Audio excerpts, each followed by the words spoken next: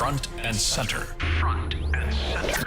A focus on important and significant developments affecting the lives of Filipinos, not only in the Philippines, but also those living and working around the world. Join us in Front and Center. Here on Radyo Pilipinas World Service. Welcome to Front and Center, where we focus on developments in the Philippines, legislation that provides policies, and directions that strives to promote a better economy for the country, issues that concern the welfare and well-being of every Filipino.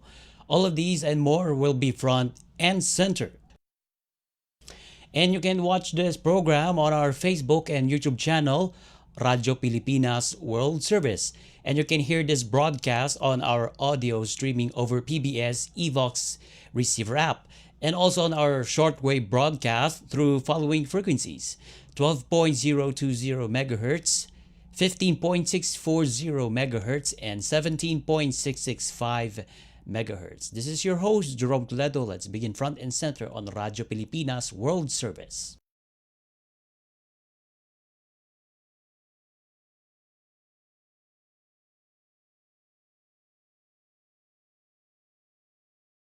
Yesterday, the Malacanang said that President Ferdinand R. Marcos Jr. is standing by a firm with diplomacy strategy as tensions rise between the Philippine and Chinese officials over the West Philippine Sea. Communications Undersecretary Claire Castro said that the president is fully aware of the escalating exchange of statements between Filipino officials and the Chinese embassy, an exchange that has prompted some lawmakers to call for certain Chinese diplomats to be declared persona non grata. The Foreign Affairs Department cautioned that such a declaration is among the most severe diplomatic measures a government can take and should remain a last resort. The DFA stressed that it continues to pursue dialogue as the primary avenue for resolving disputes, noting that it is in direct communication with Beijing on key bilateral and international issues. In a statement read by Undersecretary Castro, Foreign Affairs Department appealed for space to carry out its mandate, saying it hopes to address concerns through consultation rather than public exchanges, and that is consistent with the president's guidance as the country's chief architect of foreign policy. The palace reiterated that the administration remains committed to protecting the national interests while maintaining diplomatic channels open. Let's hear the part of the statement from Undersecretary Claire Castro. Department of Foreign Affairs takes note of the proposed resolutions in both houses of the Philippine Congress that calls for declaring diplomatic personnel of the Chinese embassy as persona non grata. The declaration of persona non grata is one of the most severe forms of diplomatic action that can be imposed by the government against foreign diplomatic personnel. While it is within the remit of the DFA, such an action is an option of last resort, second only to downgrading of relations, when diplomatic relations with a certain country has seriously fractured that no intervening remedy can stabilize the interaction and engagement. It also carries tremendous implications moving forward, such as reciprocal action or other countermeasures in other areas, which is why it should not be made lightly and decided only with careful and clear thought and preparedness for how it will shape the Philippines' strategic interests moving forward. The DFA remains committed to its mandate to conduct diplomacy in an appropriate and effective manner that advances the overall national interest. It is in direct communication with the Chinese government on various bilateral and international issues that are of great importance to the Philippines. It is hoped that the DFA would be provided with ample space to perform its functions and to sort out issues with foreign counterparts through dialogue and consultation rather than through public discourse, in accordance with the President's vision and guidance as the architect of Philippine foreign policy. And you just heard the communications undersecretary Claire Castro as she talked about the persona non grata issue between the Filipino government officials and the Chinese embassy, because Manila and Beijing have embroiled in maritime confrontations in recent years, with the Philippines accusing China of aggressive maneuvers, water cannon incidents, and disruption of supply missions in the country's exclusive economic zone, or EEZ. And China continues to assert sovereignty over much of the South China Sea, including areas within the Philippines' exclusive economic zone. And the Philippines' position is anchored on the 1982 United Nations Convention of the Law of the Sea, or UNCLOS, and the 2016 Arbitral Tribunal ruling, which invalidated China's sweeping claim. And recently, as we know, the Chinese embassy and Filipino officials have stepped up their rhetoric in recent weeks, with the former particularly targeting a Philippine Coast Guard spokesperson for the West Philippine Sea, Commodore J. Tariela, and other lawmakers vocal against incursions in the disputed territories. And Malacanang is right on that position they've just mentioned a while ago, or declaring a person, or a foreign official or ambassador rather, a persona non grata is a very heavy statement with a lot of implication, not just in a diplomatic sense, but also it carries a lot of negative impact, or negative impact rather, on economy, on tourism, on the infrastructure, and financial services whatsoever. So if we declare those officials from the Chinese embassy persona non grata, or unwelcome in the country, that will have a lot of consequences when it comes to having a bilateral talks with China, despite our differences in the maritime issues between them. So it's a good thing that the Malacanang is have stepped in, and they have declared that they are threading this issue with caution, because it might affect a lot of things, not just in diplomacy, but also in economy and tourism as well. We the Malacanang has cautioned the public and also other government officials from taking stand on this particular issue. And also, before we go into the next topic, which is the released national accounts report of the Philippine Statistics Authority that was released yesterday, and that in that report it said that the fourth quarter of 2025, our GDP has reached 3.3%, which has a full year economic rate at 4.4%, which that number fell off the government's revised target of 5.5 to 6.5%. So we will dissect about this numbers regarding this issue, or this matter, because of 3% GDP is a quite low, or quite slow, and also our full year 2025 GDP growth to 4.4% is also slower. So what can be done, and moving forward, what can the government do about this, and how can we revitalize our economy so that these numbers will go up, and so that we can reach our target for this year? So that's going to be 5 to 6%. So we will have our usual guest for on this program, the economist or chief economist from Rizal Commercial Banking Corporation, Mr. Michael Ricafort. I think we have on the line. Okay, so we will try to have him on the line to discuss about the year-end report of our economy that was published by the Philippine Statistics Authority. We will have Mr. Michael Ricafort, the Chief Economist of the RCPC, when Front and Center returns here on Radyo Pilipinas World Service. Stay tuned. Garantisadong solusyon at aksyon ang handog sa iyo ng bagong Pilipinas Presidential Action Center. Sundin lang ang mga sumusunod para makakuha ng appointment. Para sa wala pang eGov PH app account, panoorin ang video para malaman kung paano gumawa ng account. Kung meron ng account sa eGov PH app, mag-login dito. Saka hanapin ang online registration tab para sa bagong Pilipinas Presidential Action Center. Pindutin ito para makita ang available na government services. Piliin ang serbisyo na iyong kailangan mula sa listahan. I-upload ang requirements ng serbisyong kailangan mo. Pumili ng petsa at oras kung kailan nais pumunta sa bagong Pilipinas Presidential Action Center. I-submit na ang iyong application at bigyan ng pagkakataon na ma-review ang iyong isinumiting requirements.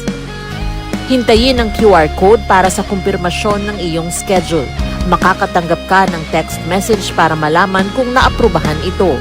Sakaling hindi ito maaprubahan, makakatanggap ka rin ng text message para ipaalam ang kulang na requirements sa kasubukang mag-register ulit. Kung nakatanggap na ng kumpirmasyon, maaari nang pumunta sa bagong Pilipinas Presidential Action Center sa napiling schedule, dala ang QR code at ang mga isinumiting requirements. Huwag kalimutang dumating sa itinakdang araw at oras ng iyong appointment. Pinapaalala rin na siguruhing may kumpirmadong schedule bago pumunta sa bagong Pilipinas Presidential Action Center para maiwasang magpabalik-balik. Simple at user-friendly ang pagpapa-appointment dito, kaya huwag nang mangamba dahil sa bagong Pilipinas Presidential Action Center, tulong ay abot kamay na. Mabilisang trivia, dagdag talino. Heto na ang Dagling Kaalaman. Alam mo ba, ang tamang charging habits ay nakatutulong para mas humaba ang buhay ng iyong cellphone battery. Iwasan ang palaging 0% bago mag-charge. Mas mabuti kung nasa 20% hanggang 80% lang ang isang cycle. Huwag ding iwanang nakasaksak magdamag dahil kahit may auto cut-off, unti-unti ring naaapektuhan ang battery health. At kung kaya, gumamit ng original or certified chargers para mas ligtas at mas matagal ang performance ng iyong phone. Para laging game ready ang gadget, charge smart, not hard. Kaunting kaalaman na malaking dagdag talino. Abangan muli ang susunod na Dagling Kaalaman. Itinuloy na po natin ang zero balance billing. Libre po.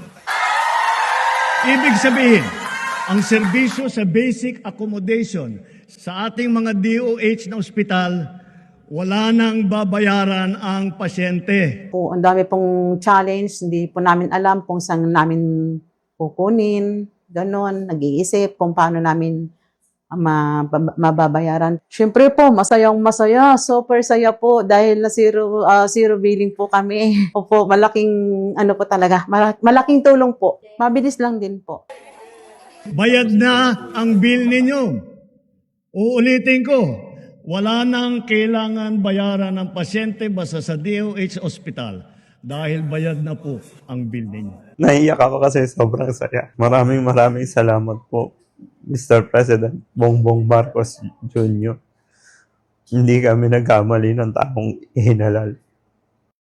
Mas pinadali na ang government transactions sa tulong ng eGov PH Super App. Pwedeng-pwede mo nang magawa ang lahat ng ito. I-download ang eGov app sa iyong smartphone o tablet mula sa App Store o Google Play Store. Pagkatapos, ilagay ang iyong mobile number at i-authenticate gamit ang one-time PIN o OTP para marehistro ang iyong account. Saka ilagay ang iyong mga pangunahing impormasyon at kumpletuhin ang facial recognition technology para sa verifikasyon ng iyong pagkakakilanlan. Para sa mas mabilis at mas maayos na serbisyong panggobyerno, gamitin na ang eGov PH Super App. Welcome back to Front and Center here on Radyo Pilipinas World Service. Still with me, Jerome Toledo. And as mentioned earlier, we're going to discuss about the latest report or economic report that was released by the Philippine Statistics Authority. They released the national accounts for the fourth quarter of 2025, and that report indicates a significant slowdown of our economy, with the economy growing by only 3%, and that's the weakest performance in over 14 years, excluding the pandemic years. And that number brought the full year 2025 GDP growth to 4.4%, which fell short of the government's revised target of between 5.5 to 6.5%. And also, including as we run down here on the performance by major economic sectors on that said quarter, the services grew by 5.2%, agriculture by 1%, and industry sector by -9 or -0.9%, rather. So that's a contraction. So it significantly shrank. And the key drivers and challenges that brought to this number, or this GDP growth to 4.4% this last 2025, are the following. So first is the corruption scandal, because as we know, there's an investigation into the flood control and public works project that caused a flat performance in public construction. And also we have a climate disruption as one of the drivers of that number. And also investment contraction. There's a sharp decline when it comes to investing or attracting businesses or investments into our country. And also the last driver that hindered growth is the domestic demand. So and also our economic managers have adjusted their expectations. So they set a rally point for 2026 this year, with a target of 5 to 6%. So to discuss more about this economic developments here in the Philippines, we now have on the line the chief economist of the Rizal Commercial Banking Corporation, Mr. Michael Ricafort. Good morning again, and thank you so much for joining us this Friday, Mr. Ricafort. Thank you. Good morning, Mr. Jerome, and to your viewers. Nice to be back. All right. Okay, so full year report 2025, the Philippine economy grew at 4.4%. Hence, we did not achieve the 5.5% to 6.5% growth target range. So that is the slowest rate since the start of the Marcos Jr. administration, as I see it here on the data provided by the Philippine Statistics Authority, and the fastest rate that we have under this administration is at 6.5% last second quarter of 2023. So and also I read in your commentary, Mr. Ricafort, the reasons for slow growth are slower government spending on infrastructure, adverse weather conditions, political noise, external and geopolitical risks, and protectionist measures or protectionist economic measures that slow down global trade. So at least at present, Mr. Ricafort, because these factors are still with us, I think that for this year 2026. So can the Philippines recover and bounce back this 2026? Can we able to achieve this target that's 5 to 6%? Well, it's very much possible, Mr. Jerome, but it's largely a function of the catch-up spending by the government. Well, it was already mentioned early on, around the second half of November, that they would do so, the catch-up spending, to make up for the slowdown in government spending, especially on infrastructure, in the latter part of 2025, at the height of the political noise, most especially due to the anomalous flood control projects, because that's understandable. Rather than risk, well, those infra spending going to corruption, they would rather not spend, and they would figure out ways to, they'll try to catch up within this year, and try to make up for the the underspending, the latter half, and that would be hinged and based on the priority anti-corruption measures and reforms, as well as other reforms that would further alleviate and improve governance standards. So this is a source of hope for everybody, and well, hopefully, indeed, that this would be taken seriously and in a more expeditious manner, so that the country can recover also, and also pick up the pieces and recover right away. So that's the because that's a reality. Government spending is a major pillar in the economy. Imagine the underspending. There are, it adversely affected many industries, the suppliers of the various and the jobs being created, the construction related jobs all over the country. So imagine that. And there are various supply chains and value chains that depend on these various infrastructure projects. So that really slowed things down. And um, of course, it's not only that. Uh, the political noise somewhat weighed on sentiment by investors, well, confidence also by investors, whether local, especially the foreign, that somewhat delayed their decision to invest, because you know at the very least they would be wait and see until the dust settles.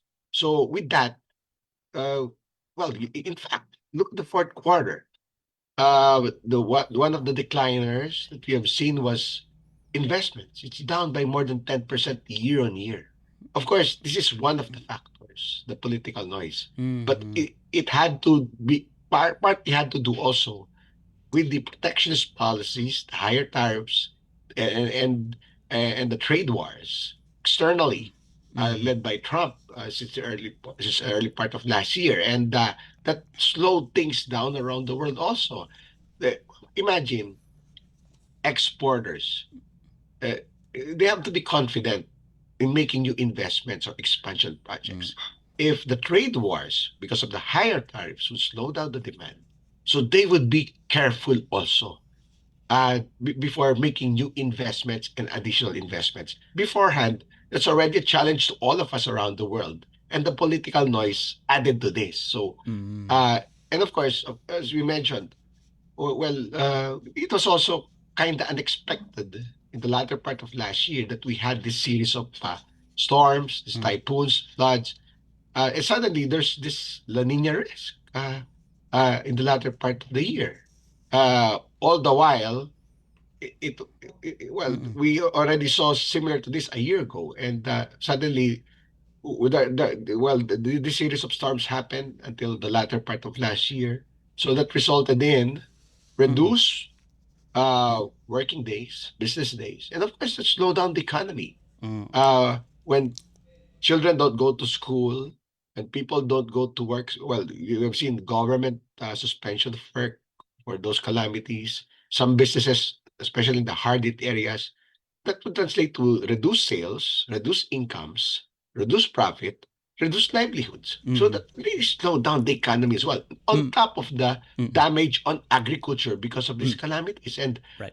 on top of that, the earthquake. So, and of course, we should also take into account still the continuing effects of the POGO ban or POGO exit, because but of course that's How? calculated.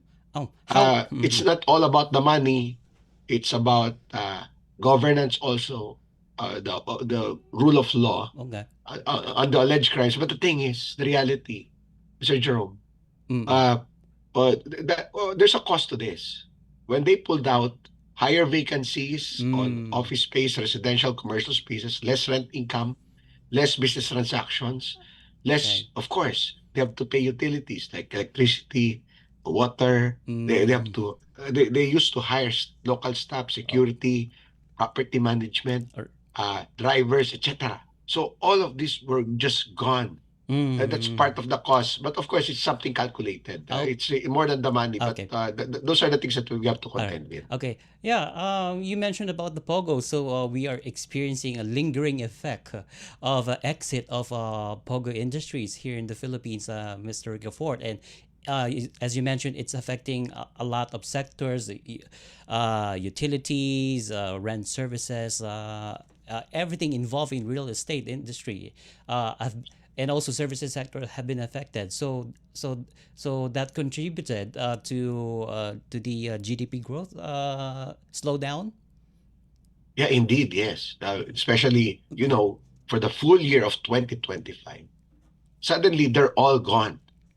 Compared to the 2024, the early part of that year, they were still around. So if you do the math, suddenly there's a slowdown in economic growth that's partly contributing it. And of course, uh, other than that, well, if you come to think of it, there was even midterm elections in 2025.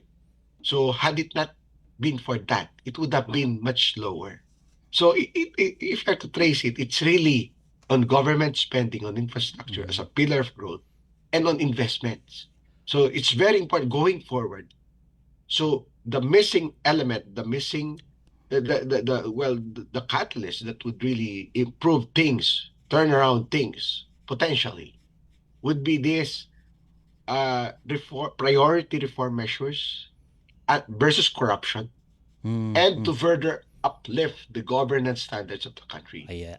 Because that would Right. that would also boost investor confidence. So it's hitting both. So learning from that, we saw slowdown for both.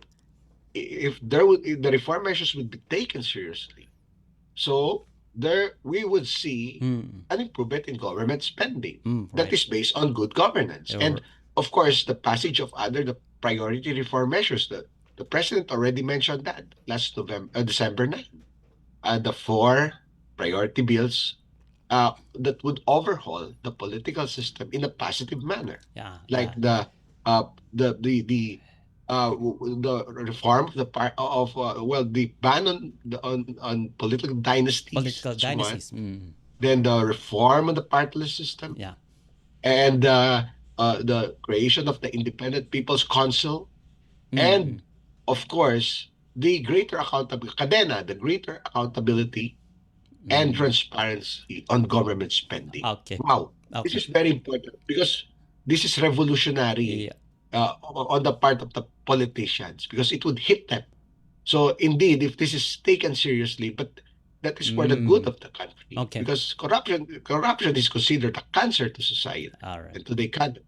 So countries better off, societies better off without corruption. And these reform measures would address that if taken seriously. Hopefully, the impeachment complaints versus the president and the vice president won't get into the way, and won't distract, won't sideline or sidestep these reform measures, because the energy, the time, the effort, the attention must be on how to improve further the country. All right. Well, among many other reforms, like other than the governance related reforms, it's All right. economic reforms, fiscal reforms.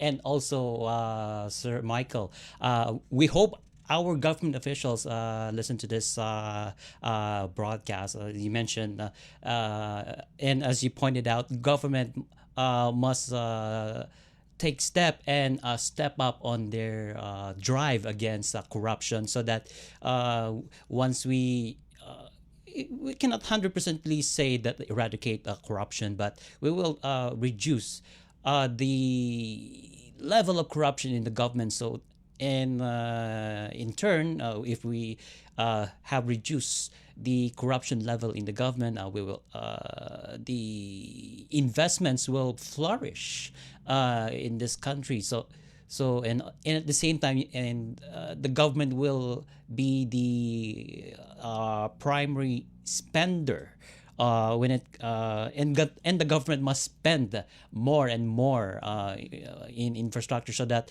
we can revitalize and keep the economy going here, Mr. Michael. So that's the point taken on that particular matter. And also, as I can see here, that performance on that same national accounts report by the PSA, Sir Mike, we have three major economic sectors that, or I'm sorry, three sectors here rather that have recorded significant rate here.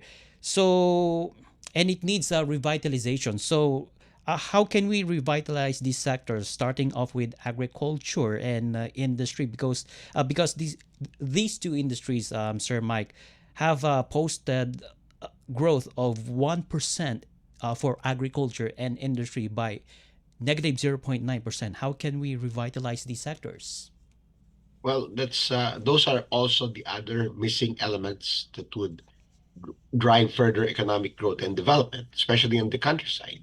So it's boosting the productivity of agriculture, where it's something structural in nature, especially the mechanization. The bottom line there is to increase the output, say, per hectare for crops, and also, the productivity of other agricultural sectors like the likes of poultry, livestock, fisheries, meaning to say their yields would be much higher, much faster.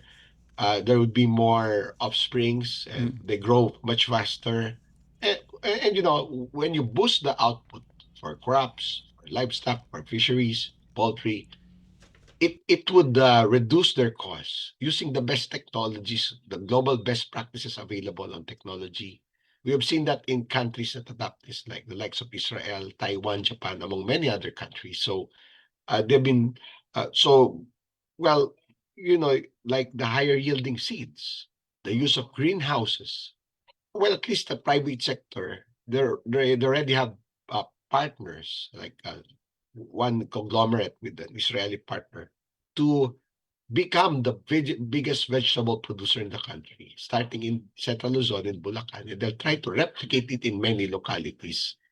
So, those are the kinds of investments that would be needed in agriculture. It's really boosting productivity. Yeah, of course, uh, well, given the land reform in recent decades, where the farms have been reduced to say a hectare or so from very big farm companies and farm lands owned by families back then. So indeed, on a smaller scale basis, the support is all the more needed there for these intervention measures, maybe through the cooperatives, to boost output. All, of course, the infrastructure is very important. Farm to market roads, especially in isolated areas around the country. So those are very, this is very timely in view of the corruption allegations, not just on the anomalous bad control, but also on these types of projects, the farm to market roads and the of course, irrigation, storage facilities, and the cold storage, etc. So improving the logistics also, that's very important. But of course, eventually digitization of transactions, especially if the farmers eventually, the marketplaces would also go digital in the agricultural sector, meeting both the buyers and the sellers being the farmers and the farmer groups and some farm companies, and the buyers, of course, the biggest buyers in the economy. And hopefully they could predict better. They could do some futures. This is a more a more developed markets for commodities, some futures market. But gradually, hopefully, it would go there. They would shift to digital to better manage the supply and demand dynamics. They could predict better. They could service demand in a more targeted manner and prevent instances of oversupply All right. and greater efficiencies. And of course, the processing facilities. So that's one for agriculture. So these are very important things that must be taken seriously also. Because agriculture employs at least 20% of our total workers nationwide. Right. So if you boost the production there in agriculture, it would reduce their cost. They would be, and it would be profitable for them because the cost is much lower. And they would be able to sell at a much lower price. And That's good for our local, for our domestic supplies of agricultural products, for food security at lower prices. So everybody wins. So Right. that's a bottom line for all of these, Well, for improving all productivity. right. And manufacturing similarly, also bringing in the best technology for manufacturing. Usually this is, or we have seen the technology transfers already in the biggest FDIs, as they bring also the best technologies, state of the art, revolutionary, that would also boost productivity, lower cost, and create more manufacturing jobs. That's why it's very important for all of these that we attract more investors so they can be plowed into, especially into manufacturing, a lot of this into manufacturing.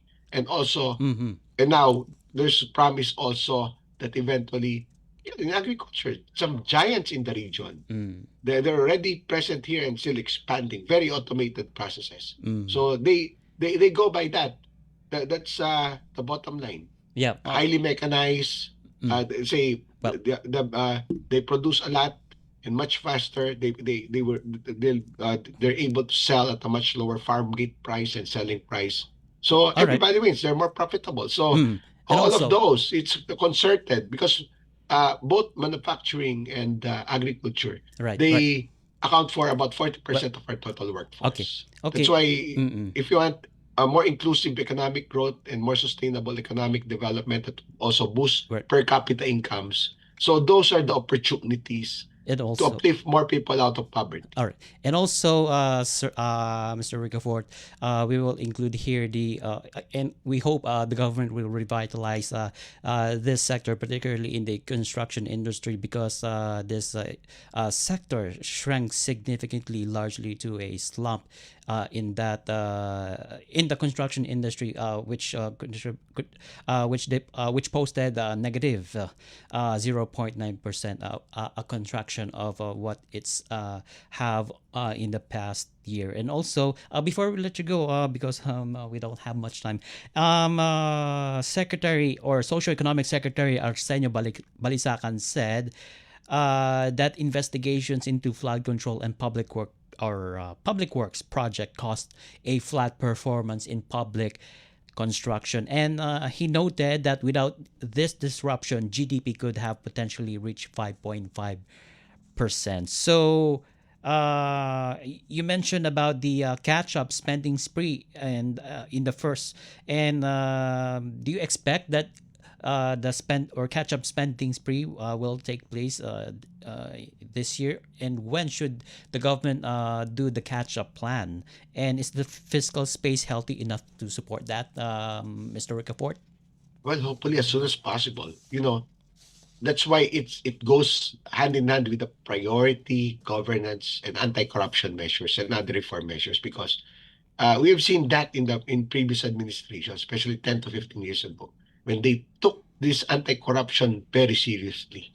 They were able to, they would rather not spend than risk these funds going to corruption. So that's number one. Yeah, that's being done already. That's the reason for the slowdown. That's a short-term sacrifice, but hopefully they'll be able to do well now a spending that's based on good governance, preventing corruption, with the catch-up spending.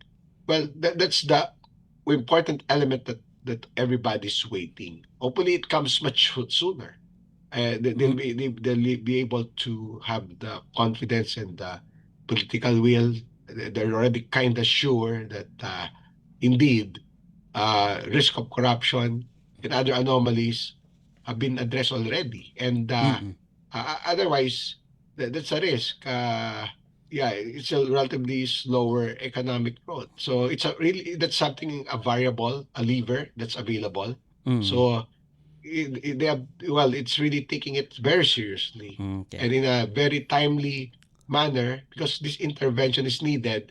And that's also, everybody's waiting for that, because this would be a manifestation of its resolve versus corruption and the commitment to further boost good governance. And this would be very much instrumental in boosting and in uplifting confidence and sentiment by investors, both local and foreign. Because these investments, they create jobs, they create many business opportunities. So Right. both of these come hand in hand, and hopefully we have better weather conditions. Okay.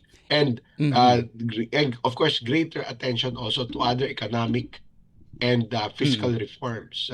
You know, they all eradicating corruption would also improve the fiscal performance of the country, given the limited resources. There would be not reduce, well, at least more disciplined government spending, less leakages, less losses, less corruption because of that, and there would be also narrower budget deficits, and as a result, there would be less need to borrow. So it would improve the debt to GDP ratio while also boosting GDP. In that equation, you know, it's reducing the need for incremental borrowing because of good governance measures, because of a narrowed budget deficit, Well, and okay. you know, economic growth would be much faster because a lot of countries, a lot of investors would be patronizing the Philippines if All they right. see that the governance standards, strong rule of law, strong institutions of law are indeed improved further, All right. because that's one of their criteria before putting in billions of pesos or dollars into the country, as Okay. they part of their assessment before they invest, part of their consideration before they invest, just like in Okay. any other country that they choose to All right. invest. All right. Okay. Okay. We don't have much time, but very well said, Mr. Ricafort. And we hope lawmakers, government officials will take heed on this, because government, after all, will play a big part in boosting our economy so that we can recover and bounce back to its pre-pandemic level, Mr. Ricafort. And with that, thank you so much for joining us in the program. The Chief Economist of the Rizal Commercial Banking Corporation, Mr. Michael Ricafort, for providing insights regarding this report as released by the Philippine Statistics Authority. Good day. Thank you so much, Mr. Jerome, and to your viewers. Have a great day, everyone. All right. And thank you. All right. And with that, we now conclude this edition of Front and Center here on Radyo Pilipinas World Service, together with our technical team, headed by Mr. Milo Junella. On Warcast, we have Hiro Lucero, and audio streaming, Mr. Leo Magpayo. This is your host, Jerome Toledo. Until next time, mabuhay. You have just heard and watched Front and Center. Front and Center. Join us again for another edition here on Radyo Pilipinas World Service. Front and Center.